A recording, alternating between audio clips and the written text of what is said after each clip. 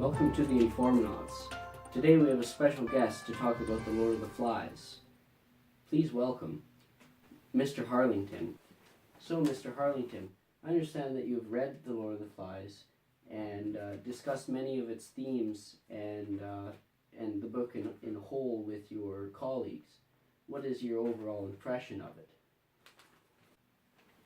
Thank you, Dylan. Well, I would describe the book as an iceberg. If you are in a boat and you see an iceberg, you really only see the tip. It looks really cool, nothing wrong with it. It's very interesting, but if you put in effort to go under the water and you look at the bottom of the iceberg, you really get to see a lot of stuff that you didn't see before in the book. That would be like the characters, the plot, and the setting, and how they really are very complex. After reading the book, what are some of the themes that stood out to you? Well, I'm actually going to talk about the first two themes. Okay, yeah, no, go ahead. They kind of almost seem to be very similar. The parallels are in their evidence, but they are explained in different ways. The first part of it is that people tend to divide between order and law, or anarchism, and savagery.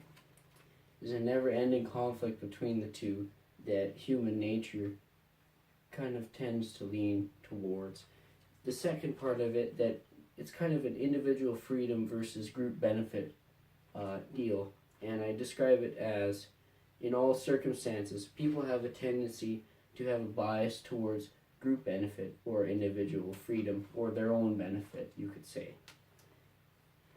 With it, we see the character Ralph, who we first meet in the beginning of the story, and we kind of learn that he represents democracy through the use of the conch and assembly. He clashes with Jack, who represents savagery and individuality. Through his time hunting, his time rebelling against Ralph, and his leadership style. In the novel, we see Ralph and Peggy divide from Jack and Roger. They kind of seem to have a polar opposite ideas. Ralph and Peggy use their authority to establish rules, develop strong morals and ethical ideals, where Jack and Roger use their power basically for evil. We see Roger throw rocks at the little ones, and Jack almost creates a totalitarian dictatorship where people almost need to praise him as an idol if they're under his rule. And we don't see that with Ralph.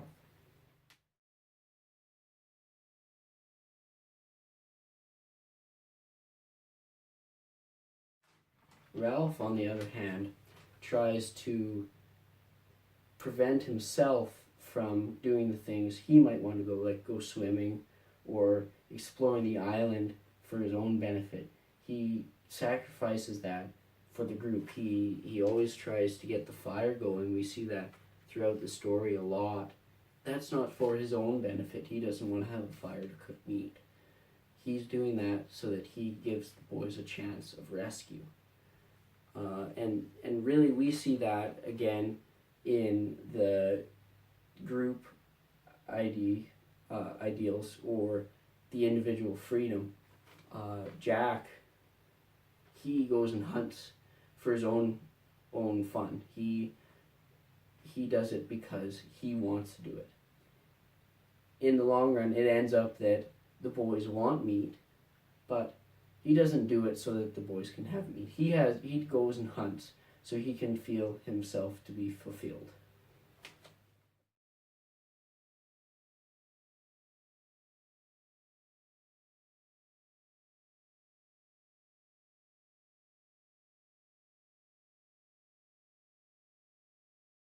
Like I said before, Ralph tries to suppress Jack a little bit, and Jack overloads. He can't handle it, and some of the other boys don't like the rules. They don't want to go and build huts and make the fire and watch the fire. They want to go and do their own thing.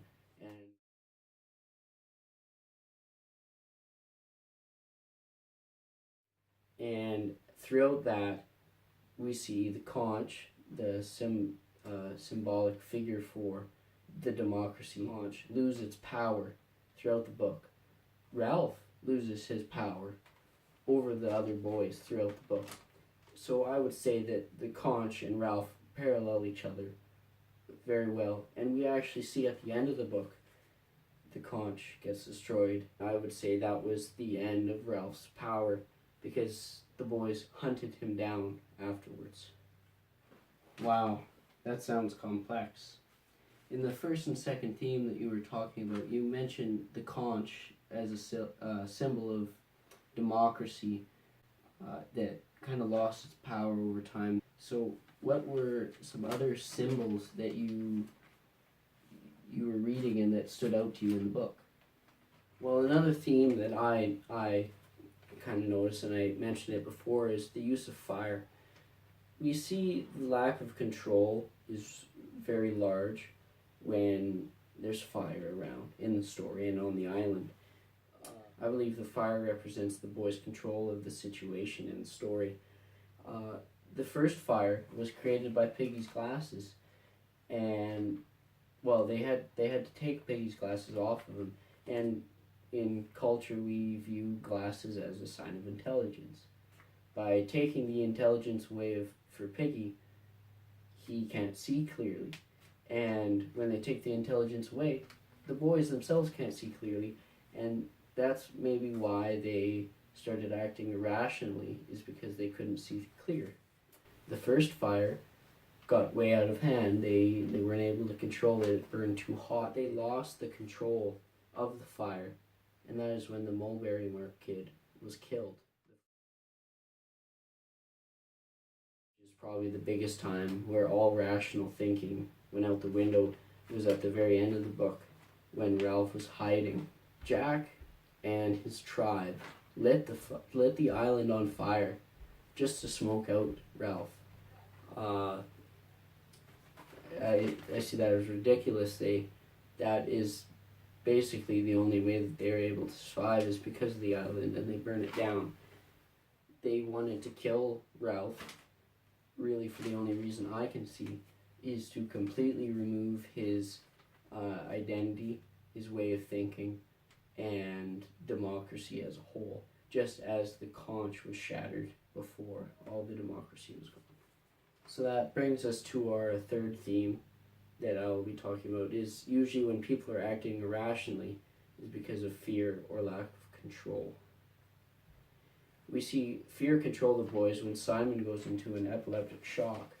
The boys are, of course, they're very young, they're 6 to 12, and they've probably never even seen what something like that is happening, and let alone they have no idea what they should do in that kind of situation. And the only way that they are able to control that is by getting rid of it. They kill Simon.